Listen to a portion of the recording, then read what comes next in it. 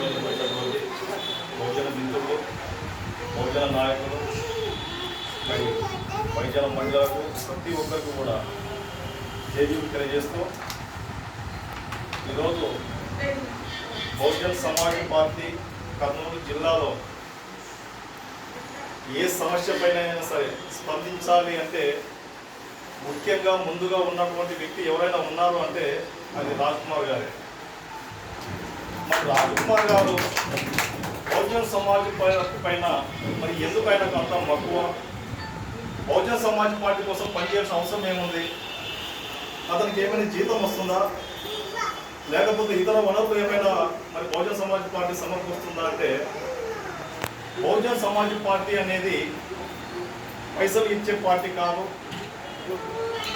ఈ దేశంలో ఉన్నటువంటి బడుగు బలహీన వర్గాల అయినటువంటి మరి సుమారుగా 90% ఉన్నటువంటి ఈ దేశ ప్రజల కోసము మరి భారతదేశంలో అగ్రవర్ణాలైనటువంటి 10% ఉన్న వ్యక్తులకు మరి అనేక పార్టీలు ఉంటూ వేల సంవత్సరాలుగా ఈ దేశాన్ని పాలిస్తూ మరి భారత రాజ్యాంగం ఏర్పడిన తర్వాత స్వాతంత్రం వచ్చిన తర్వాత కూడా మరి నేటికి పాలిస్తున్న వ్యక్తులు కూడా ఆ వ్యక్తులే. ఎందుకు అంటే ఈ దేశంలో విచ్ఛిన్నమైనటువంటి అనేక రకాల కులాలు, జాతులు, మరి వివిధ రకాలుగా ఎన్నో వర్గాలుగా విడగొట్టినటువంటి అగ్రవర్ణాలు మరి విభజించి పాలిస్తూ ఉన్నారు. మరి పాలకులుగా వాళ్ళు ఉన్నారు, మరి బానిసలుగా మనం ఉన్నాము. వేల సంవత్సరాలైన మన బతుకులు మారలేదు. కాబట్టి ఈ బతుకులు మారాలంటే మరి బహుజనులకంటూ ఒక పార్టీ ఉండాలని చెప్పేసి మరి బహుజన సమాజ్ పార్టీ స్థాపించినటువంటి మాన్యవాడి కాంశీరామ్ గారు మరి ఈ దేశం అంతా కూడా తన సైకిల్ యాత్ర ద్వారా అనేక రాష్ట్రాలనికి మరి అనేక రకాలైనటువంటి ప్రజల యొక్క సమస్యలు తెలుసుకొని ఈ రోజుల్లో మనం వెడగబడడానికి కారణము, మరి ఈ రోజు వరకు కూడా మనం బానిసలు ఉండడానికి కారణము రాజకీయ ఆలోచన లేకపోవడము, రాజకీయ చైతన్యం లేకపోవడము, అలాగే రాజకీయంగా మనం ఎదగాలంటే మనకు ఒక పార్టీ లేకపోవడం వల్ల మనకి ఇలా ఉన్నామని చెప్పేసి మరి బహుజన సమాజ్ పార్టీ స్థాపించి మరి వేల కులాలను కలిపి మరి అన్ని కులాలుగా మనము రాజ్యాధికారానికి వెళ్ళడానికి ఒక వేదికగా తయారు చేసి మరి భారతదేశంలోని అతిపెద్ద రాష్ట్రమైనటువంటి ఉత్తరప్రదేశ్కి మరి మాయావతి గారిని మరి 3-4 సార్లు ముఖ్యమంత్రిగా మనం చూశాము.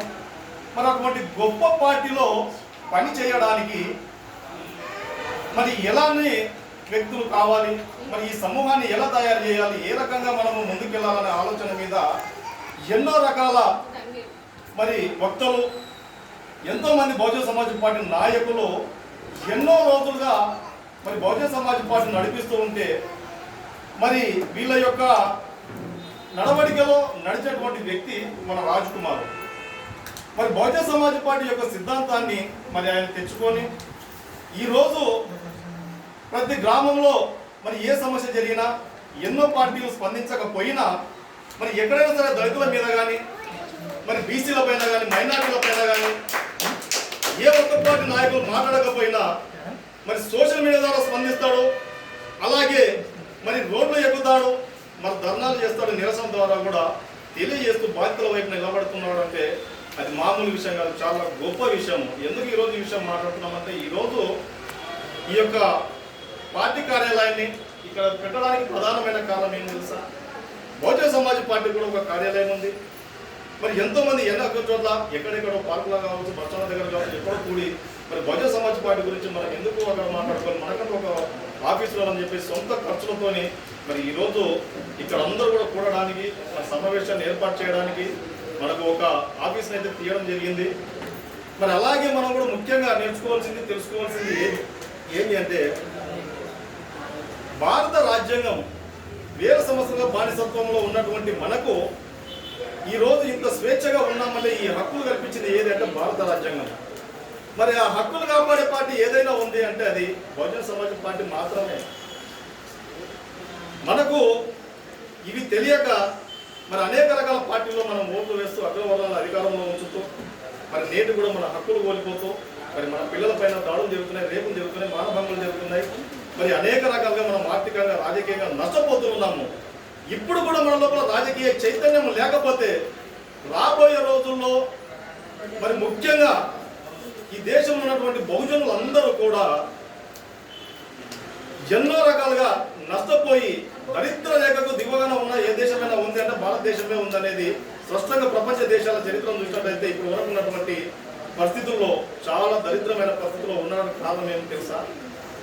ఈ దేశంలో ఉన్నటువంటి అగ్రవర్ణాల పార్టీలు కేవలం 10% ఉన్నటువంటి అగ్రవర్ణాలు వేల కోట్లు లక్షల కోట్లు సంపాదించుకొని ఈ దేశ సంపదని తీసుకుపోయి విదేశాల్లో పెడుతున్నారు. మరి ఈ దేశ సంపద ఎవరిది అంటే మనందరిది కూడా. భారత రాజ్యాంగం ఏం కల్పించినారు? ఈ దేశ సంపద కూడా ఈ భూమి మీద పుట్టే ప్రతి పౌరు కల్పించింది. కానీ మనకు ఆ విషయాలు తెలియక మనకు రాజకీయ పార్టీలు కాంగ్రెస్ మనకు బీజేపీ మనదనో మనం వారికి ఓట్లు చేస్తూ మరి వేల కోట్లు సంపాదించుకుని దోచుకునే అవకాశాలు మనమే కల్పిస్తున్నాము. మరి మనం ఎప్పుడు రాజకీయ చైతన్యం కలగాలి? ఎప్పుడు మనం రాజ్యాధికారంలోకి వెళ్ళాలి? 75 సంవత్సరాలుగా మన అగ్రవర్ణాలు పాలిస్తున్నాం కాబట్టి మరి బహుజనులు కూడా రాజ్యాధికారంలో పోవడానికి మనకి ఏముంది? మనమే కత్తి పట్టుకుని యుద్ధం చేస్తామా? లేదు కదా. మరి ఇందాక మణికుమార్ చెప్పినట్టు ఒక రక్తం చుక్క కూడా మరి ఈ భూమి మీద పడకుండా కేవలం ఒక ఓటు హక్కు దారాన్ని మనం రాజ్యాధికారం పోవడానికి అవకాశం ఉంది. కాబట్టి బహుజనులందరూ కూడా గుర్తించుకొని రాబోయే రోజుల్లో మనమందరూ కూడా బహుజన సమాజ్ పార్టీ మరి రాజ్యాధికారంలో ఉండేలాగా మరి ప్రతి ఒక్కరు కూడా పాలు పంచుకోవాలని కోరుకుంటూ మరి ఈ చిన్న అవకాశానికి అందరికీ కూడా ధన్యవాదాలు చెప్తూ జై భీమ్, జై భారత్.